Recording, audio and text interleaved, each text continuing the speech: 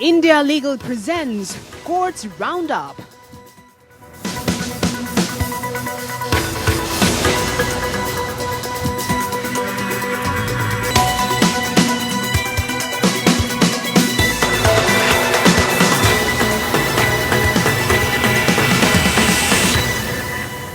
नमस्कार, आपके साथ मैं हूं घनश्याम। आप देख रहे हैं कोर्ट्स राउंडअप। इस बुलेटिन में अगले आधे घंटे हम आपको कोर्ट से जुड़ी तमाम छोटी बड़ी खबरों से रूबरू करवाएंगे। कोर्ट की कार्रवाई और सुप्रीम कोर्ट से लेकर हाई कोर्ट और लोअर कोर्ट्स तक की फैसलों को लेकर आपके सामने हर अपडेट्स होगी। आगे बढ़ने से पहले एक नजर हेडलाइंस पर। सुप्रीम कोर्ट ने रियल एस्टेट फर्म को अवमानना का दोषी ठहराया। 15 लाख का लगाया जुर्माना। फ्लैट खरीदारों को पैसा नहीं देने पर कहा, बिल्डर सिर्फ पैसे का रंग या जेल की सजा समझते हैं।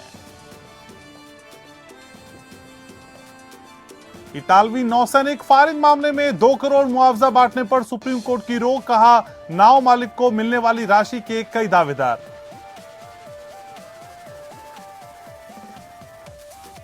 मध्य प्रदेश हाई कोर्ट ने कोर्ट का वक्त बर्बाद करने पर लगाया 50,000 का जुर्माना। कोर्ट का हर एक मिनट है कीमती, जजों की है कमी। एलिफेंट कॉरिडोर पर अधिसूचना जारी करने के लिए एनजीटी ने ओडिशा सरकार को दिया निर्देश। कहा, कॉरिडोर के कार्यान्वयन के लिए कार्य योजना की समय रेखा दें।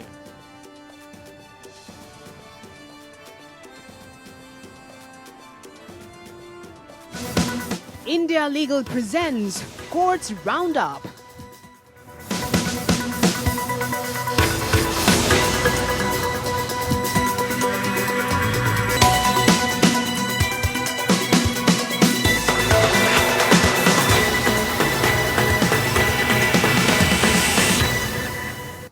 बिल्डर्स सिर्फ पैसे का रंग या जेल की सजा समझते हैं। रियल एस्टेट फर्म पर लगाया 15 लाख का जुर्माना। अदालत ने आर्यो गैस रियलटेक प्राइवेट लिमिटेड को 15 लाख रुपए जुर्माने की राशि राष्ट्रीय नालसा के खाते में जमा कराने का निर्देश दिया। उपभोक्ता अदालत ने 9% ब्याज के साथ खरीदारों का पैसा वापस करने का आदेश फर्म को दिया था, जिसका पालन नहीं किया गया।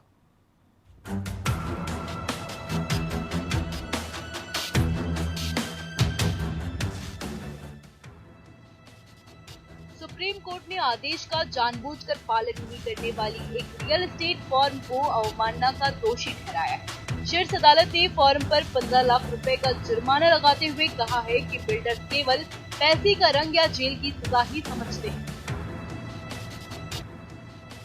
शीर्ष अदालत ने आर्यो ग्रेस रियलटेक प्राइवेट लिमिटेड को 15 लाख रुपए जुर्माने की राशि राष्ट्रीय विधिक सेवा प्राधिकरण या नालसा के खाते में जमा करने का निर्देश दिया है। साथ ही 2 लाख रुपए बाद खर्चे के तौर पर उन घर खरीदारों को देने का निर्देश दिया है जिन्हें अदालत के आदेश के बावजूद फर्म ने रिफंड नहीं किया था। जस्टिस डीवाई चंद्रचूड़ और जस्टिस एमआर शाह की पीठ ने पाया 5 जनवरी को उसने राष्ट्रीय उपभोक्ता निवारण आयोग के पिछले साल 28 अगस्त के फैसले की पुष्टि की। एनसीडीआरसी ने फर्म को 9% ब्याज के साथ खरीदारों का पैसा वापस करने का आदेश फर्म को दिया था। पीठ ने बिल्डर से कहा, हमने आपको 5 जनवरी को 2 महीने के भीतर रिफंड का भुगतान करने का निर्देश दिया था। इसके बाद आपने एक याचिका दायर कर इस आदेश में संशोधन की मांग की थी, जिसे मार्च में ही खारिज कर दिया गया था। अब घर खरीदार हमारे सामने हैं, जिन्होंने अवमानना याचिका दायर कर कहा है कि आदेश के बावजूद बिल्डर ने अब तक भुगतान नहीं किया है। पीठ ने कहा, हमें भारी जुर्माना लगाना होगा या किसी को जेल भेजना होगा। बिल्डर सिर्फ पैसे का रंग या जेल की सजा ही समझते हैं। बिल्डर की ओर से पेश वकील ने कहा कि आरटीजीएस के जरिए 58,20,000 रुपए का भुगतान किया है और 50 लाख रुपए का डिमांड ड्राफ्ट तैयार है, जिनसे खरीदारों को भुगतान करना है। इस पर पीठ ने कहा कि आपको मार्च में भुगतान करना था, लेकिन अब अगस्त में आप कह रहे हैं कि भुगतान करेंगे। आपने जानबूझकर हमारे आदेश का पालन नहीं किया। हम इसे हल्के में नहीं जाने देंगे। इस पर महिला वकील ने कहा कि वह देरी और असुविधा के लिए माफी मांग रही, लेकिन पीठ ने कहा, हम माफी को अस्वीकार करते हैं। आदेश का पालन नहीं करने के लिए बिल्डर्स ने हर तरह की रणनीति अपनाई है। आदेश का जानबूझकर और स्पष्ट उल्लंघन किया गया है, इसलिए बिल्डर्स को अवमानना के लिए दोषी ठहराया जा रहा है। हम निर्देश देते हैं कि पूरी रकम याचिकाकर्ताओं को दिन खत्म होने से पहले पूरा भुगतान कर दिया जाना चाहिए। दरअसल गुरुग्राम के सेक्टर 67 के प्रोजेक्ट कॉरिडोर की खरीदार शाहीन चड्डा और अन्य खरीदारों ने प्लॉट मिलने में देरी के कारण उपभोक्ता फोरम का दरवाजा खटखटाया। बिल्डर ने 2014 में इस प्रोजेक्ट के खरीदारों को 48 महीने के अंदर प्लॉट का कब्जा देने का अनुबंध किया था। Bureau report. न्यायमूर्ति डी.वाई. चंद्रचूड़ ने कहा कि न्यायाधीश केवल उन वकीलों की सराहना करते हैं जो तथ्यों और कानून पर तैयार किए गए अपने संक्षिप्त विवरण के लिए अदालत में आते हैं और जो अच्छी तरह से बहस करते हैं। उन्होंने आगे कहा कि वकीलों को प्रतिष्ठा संबंध यानी बेटे या बेटी के आधार पर नहीं मिलती।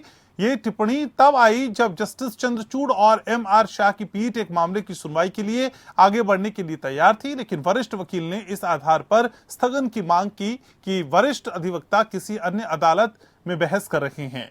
न्यायाधीश ने आगे कहा कि जज एक वकील के रूप में आपका सम्मान करते हैं जब आप उन्हें दिखाते हैं कि आप मामले के लिए तैयार हैं, इसलिए नहीं कि आप किसी की बेटी या बेटे हैं। हम हमेशा युवा वकीलों को याद करते हैं जो अच्छी तरह से बहस करते हैं और ये सुनिश्चित करते हैं कि ऐसे सक्षम जूनियर वकीलों को अधिक अवसर मिले। न्यायमूर्ति शाह ने कहा कि गुजरात उच्च न्यायालय में एक न्यायाधीश के रूप में मैंने हमेशा युवा अधिवक्ताओं को प्रोत्साहित किया।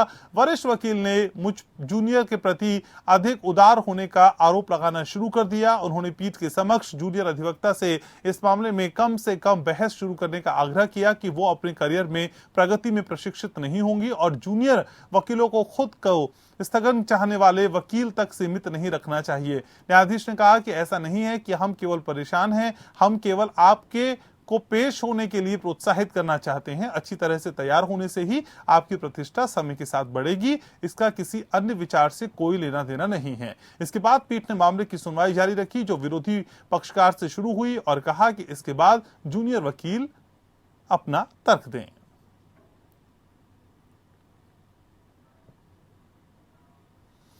सुप्रीम कोर्ट ने इतालवी नौसैनिकों की फायरिंग के मामले में अहम आदेश दिया है। शीर्ष अदालत ने केरल हाई कोर्ट से कहा कि वो मछली पकड़ने वाली नाव सेंट एंटनी के मालिक को मुआवजा अभी न बांटे। ये राशि 2 करोड़ रुपए है। इसमें हिस्सेदारी के लिए 10 मछुआरों ने दावा किया है। ये फरवरी 2012 में उस समय सेंट एंटनी में सवार थे जब इतालवी नौसैनिकों की गोलीबारी से उनके 2 साथी मारे गए थे। सुप्रीम कोर्ट की जस्टिस इंदिरा बनर्जी और वी सुब्रमण्यम की बेंच ने मछुआरों की याचिका पर सुनवाई की। मछुआरों ने कहा कि नौका मालिक के लिए तय मुआवजे में उन्हें भी हिस्सा मिलना चाहिए क्योंकि वो भी उस घटना में घायल हुए थे। इस पर सॉलिसिटर जनरल तुषार मेहता ने कहा कि इन मछुआरों की याचिका केरल हाईकोर्ट भेजी जा सकती है जिसे मुआवजा बांटने की जिम्मेदारी दी गई है। गोलीबारी में मारे गए मछुआरों के परिजन और नाव मालिक को कुल 10 करोड़ का मुआवजा दिया गया था। इसके बाद शीर्ष अदालत ने 9 साल पुराने आपराधिक मामले को इसी साल 15 जून को बंद कर दिया था। कोर्ट ने निर्देश दिया कि मारे गए दोनों मछुआरों के आश्रितों को 4-4 करोड़ रुपए और शेष 2 करोड़ रुपए नाव मालिक को दिए जाएंगे।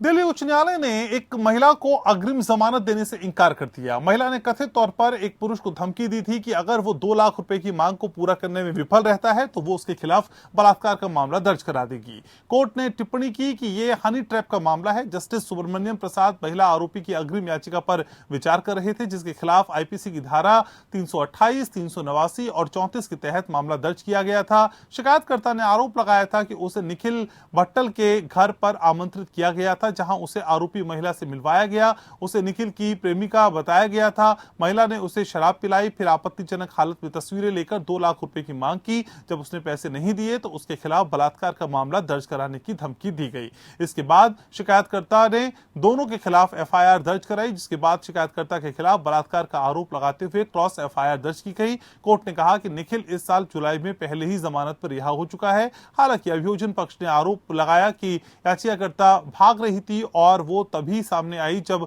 सह आरोपी निखिल भट्टल को जमानत दे दी गई। कोर्ट ने कहा याचिकाकर्ता के खिलाफ आरोप पत्र दायर किया जाना बाकी है। याचिकाकर्ता की आवाज का नमूना लिया जाना है और जांच भी जानी है कि क्या अन्य मामले हैं। इनमें याचिकाकर्ता शामिल है और जैसा कि पहले ही कहा गया कि जांच जारी है, एक प्रारंभिक चरण में है। इसके बाद जमानत याचिका खारिज कर दी गई।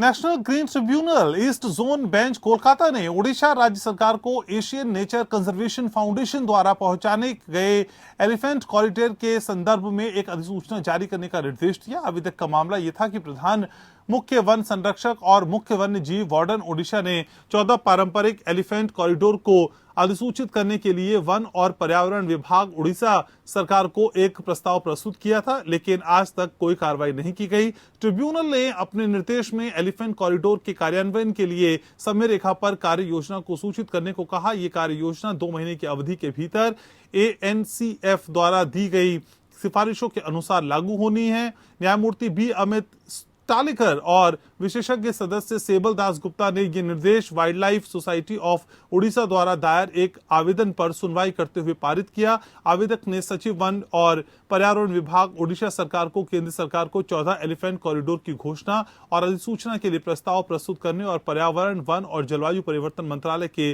सचिव को एक और निर्देश देने का निर्देश दिए जाने की मांग की। इसके साथ ही तत्काल कार्रवाई और उसके बाद 14 एलिफेंट कॉरिडोर को अधिसूचित करने वाली एक अंतिम अधिसूचना जारी करने के निर्देश दिए जाने की भी मांग की गई। वाइल्ड लाइफ सोसाइटी ने प्रस्तुत किया कि भारत सरकार द्वारा चारे की तलाश और प्रजातियों के प्रसार के लिए एक स्थान से दूसरे स्थान पर प्रवास करने के लिए हाथियों की अजीब प्रकृति को पहचानने के लिए एक टास्क फोर्स का गठन किया गया। ऐसे प्रवासी हाथी पथ पार्सल परिस्थितियों का हिस्सा हैं। टास्क फोर्स ने गजाहा शीर्षक से एक रिपोर्ट तैयार की है, जिसे कई सिफारिशों के साथ अगस्त 2010 में जारी किया गया था। एक विधवा ने अपने पति की ऑनर किलिंग के मामले में अपनी मां को दी गई जमानत को रद्द करने के लिए याचिका दायर की थी। सुप्रीम कोर्ट ने याचिका पर नोटिस जारी किया। CJI NV Ramana, justice Suryakant और जस्टिस अनिरुद्ध बोस की पीठ ने याचिकाकर्ता विधवा की ओर से पेश सीनियर एडवोकेट इंदिरा जयसिंह की दलीलें सुनने के बाद नोटिस जारी किया। सुनवाई के दौरान सीनियर एडवोकेट इंदिरा जयसिंह ने कहा कि स्थिति दुखद है क्योंकि मामला टूटने के कगार पर है। उन्होंने कहा कि याचिकाकर्ता के भाई, मां और अब पिता सहित तीनों आरोपियों को जमानत दे दी गई है और सभी आदेश एक ही न्यायाधीश ने पारित किए हैं। पिता के बारे में सोचो, मां को छोड़ दो, वो पहले से ही 4 साल से जेल में है। सीजेआई ने कहा। वरिष्ठ वकील जयसिंह ने जवाब दिया कि ये एक ऐसा परिवार है जिसकी मुखिया महिला है। उन्होंने कहा कि ये जानते हुए कि दूसरी तरफ एक महिला है, वो खुद आवेदन कर बहस नहीं करती अगर उन्हें यकीन नहीं होता कि याचिकाकर्ता को मारने का दृढ़ संकल्प है और उसकी जान को खतरा है। सीजेआई ने कहा कि इसलिए हमने भाई की जमानत रद्द कर दी। हम पिता पर भी विचार करेंगे। कुछ हफ्ते पहले सुप्रीम कोर्ट ने मामले में याचिकाकर्ता के भाई को मिली जमानत रद्द कर दी थी। वरिष्ठ वकील जयसिंह ने अदालत को सूचित किया कि इससे एक साजिश का आरोप शामिल है।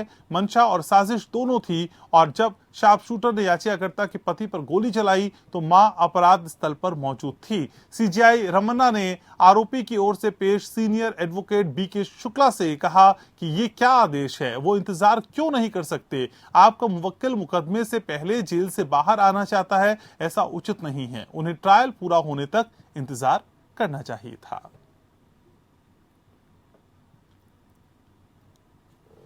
सुप्रीम कोर्ट ने कुछ मेडिकल छात्रों द्वारा दायर पुनर्विचार याचिकाओं को खारिज करते हुए कहा कि पीछे के दरवाजे से प्रवेश करने वाले छात्रों के प्रति कोई सहानुभूति नहीं दिखाई जा सकती। न्यायमूर्ति L नागेश्वर राव, न्यायमूर्ति BR गवई और न्यायमूर्ति कृष्ण मुरारी की पीठ ने कहा कि प्राइवेट काउंसलिंग के माध्यम से किए जाने वाले मेडिकल में एडमिशन अवैध है। मेडिकल काउंसिल ऑफ इंडिया द्वारा ग्लोबल मेडिकल कॉलेज की जारी किए गए डिस्चार्ज आदेश को चुनौती देते हुए कुछ मेडिकल छात्रों ने सर्वोच्च न्यायालय का दरवाजा खटखटाया और आदेश में एडमिशन दिए गए 67 छात्रों को डिस्चार्ज करने का निर्देश दिया गया। छात्रों ने प्रस्तुत किया कि उन्हें ग्लोबल मेडिकल कॉलेज द्वारा आयोजित काउंसलिंग के माध्यम से भर्ती कराया गया था और उन्होंने प्रथम वर्ष और द्वितीय वर्ष की परीक्षा भी उत्तीर्ण की है। MCI और उत्तर प्रदेश राज्य ने याचिका का विरोध करते हुए प्रस्तुत किया कि उन्हें पीछे के दरवाजे से प्रवेश दिया गया था और उनका प्रवेश ग्लोबल मेडिकल कॉलेज और उनके बीच मिलीभगत का परिणाम है। कोर्ट ने कहा कि निजी परामर्श के माध्यम से किए गए प्रवेश को कुछ और नहीं बल्कि अवैध रूप से कहा जा सकता है। हालांकि छात्रों के साथ हमारी पूरी सहानुभूति है, लेकिन हम उन प्रवेशों की रक्षा के लिए कुछ भी करने की स्थिति में नहीं होंगे जो कि पूरी तरह से अवैध तरीके से किए गए थे।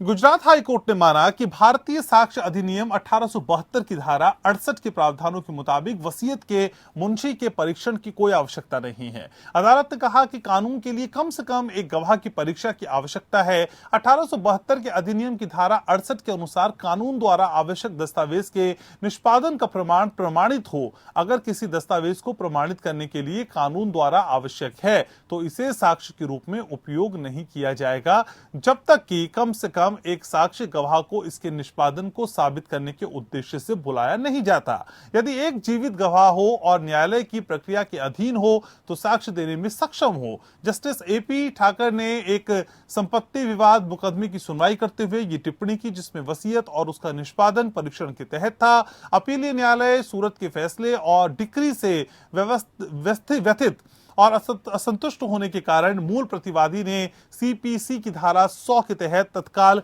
दूसरी अपील को प्राथमिकता दी थी। प्रतिवादी ने संपत्ति के विभाजन के लिए वर्तमान अपीलकर्ता के खिलाफ एक मुकदमा दायर किया और आरोप लगाया था कि संपत्ति संयुक्त परिवार की थी और इस प्रकार उसे संपत्ति में अपने आधे हिस्से का कब्जा दिया जाना चाहिए। ट्रायल कोर्ट ने प्रतिवादी के उस वाद को खारिज कर दिया जिसके खिलाफ उसने प्रथम अपील संख्या 33/1981 दायर की थी, जिसमें प्रथम अपीलीय न्यायालय ने इसकी अनुमति दी थी। प्रथम अपीलीय न्यायालय ने निम्नलिखित आधारों पर मृतक द्वारा वसीयत के निष्पादन के संबंध में ट्रायल कोर्ट के निर्णय में हस्तक्षेप किया था। मद्रास हाईकोर्ट की मदुरै पीठ ने पिछले हफ्ते अपने 23 वर्षीय प्रेमी रेवती को उसके पिता की गैर कानूनी अधिरक्षा से रिहा करने के निर्देश देकर ट्रांसमैन और उसके प्रेमी को फिर से मिला दिया। अदालत याचिकाकर्ता ट्रांसमैन द्वारा दायर एक बंदी प्रत्यक्षीकरण याचिका पर फैसला सुना रही थी। इस याचिका में उसके प्रेमी ने रेवती के पिता पर उसे अवैध रूप से अधिरक्षा में रखने का आरोप लगाया था।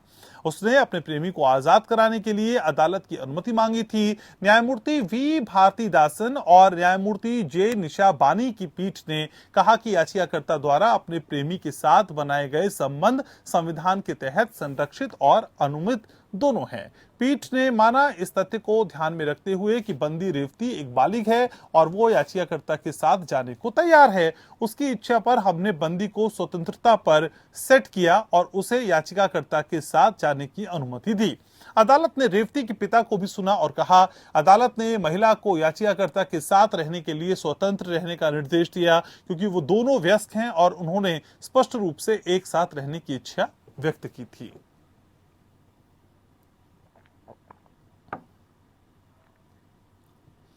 मध्य प्रदेश हाईकोर्ट की इंदौर पीठ ने एक मामले में याचिकाकर्ता पर 50,000 रुपए का जुर्माना लगाया। दरअसल याचिकाकर्ता ने याचिका की वापस लेने के लिए कोर्ट से मांग की थी। कोर्ट ने यह कहते हुए याचिकाकर्ता की याचिका खारिज कर दी कि याचिकाकर्ता ने सुप्रीम कोर्ट के समक्ष लंबित अपील के बारे में कोर्ट को सूचित नहीं किया था। न्यायमूर्ति सुजॉय पॉल और न्यायमूर्ति अनिल वर्मा की खंडपीठ ने सुप्रीम कोर्ट में समानांतर कार्यवाही के बारे में अदालत को सूचित करने में याचिकाकर्ता की विफलता की निंदा की और मेरिट के आधार पर उच्च न्यायालय के समक्ष बहस जारी रखी। बेंच ने आगे कहा कि वर्तमान में इंदौर बेंच लगभग 50% न्यायाधीशों की क्षमता के साथ काम कर रही है। हर एक मिनट कीमती है। इस प्रकार इस याचिका को वापस लेने की अनुमति देते हुए हमने प्रार्थना की स्वतंत्रता के साथ हम कीमती समय बर्बाद करने के लिए याचिकाकर्ता पर उसके आचरण के लिए जुर्माना लगाना उचित समझते हैं। याचिकाकर्ता का प्रतिनिधित्व करने वाले अधिवक्ता मनीष नायर ने अनुमति के लिए आधे घंटे से अधिक समय तक बहस की। बहस के दौरान उन्होंने विस्तार से तथ्यों का वर्णन किया और 7 निर्णयों का आकलन सौंपा। इस बात पर जोर देते हुए कि इंदौर बेंच वर्तमान में लगभग 50% न्यायाधीशों की क्षमता के साथ काम कर रही है। न्यायालय ने याचिकाकर्ता पर कीमती समय बर्बाद करने के लिए जुर्माना लगाना उचित समझा। खंडपीठ ने जुर्माने को 50,000 रुपए के रूप में निर्धारित किया, जो आदेश की तारीख से 30 दिनों के भीतर उच्च न्यायालय कानूनी सहायता समिति के समक्ष जमा किया जाएगा, जिसमें विफल रहने पर उक्त समिति गैर अनुपालन के बारे में न्यायालय को अवगत कराएगी।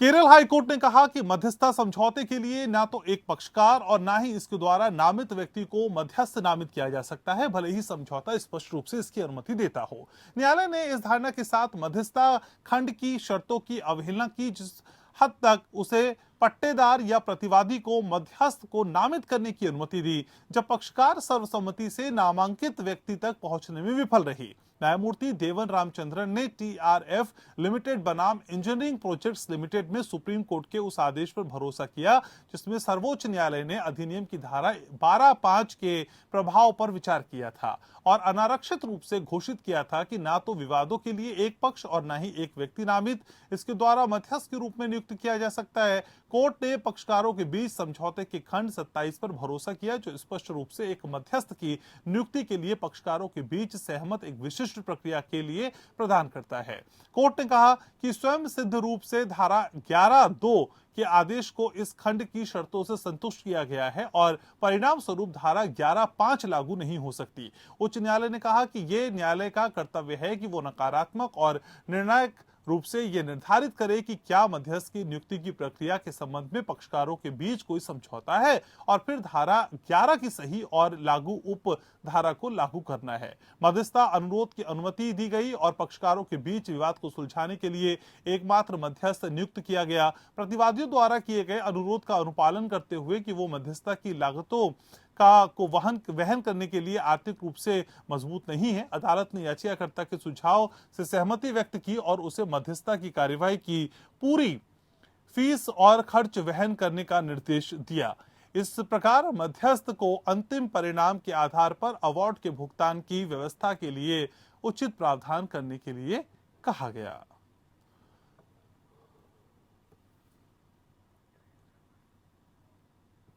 तो इन तमाम खबरों के साथ कोर्ट्स राउंडअप में फिलहाल के लिए इतना ही। नमस्कार। India Legal presents Courts Roundup.